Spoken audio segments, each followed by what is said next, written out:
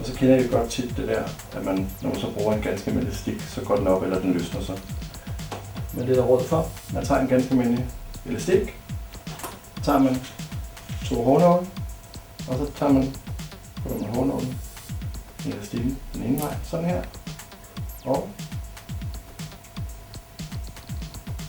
den anden vej. Den ser sådan her ud.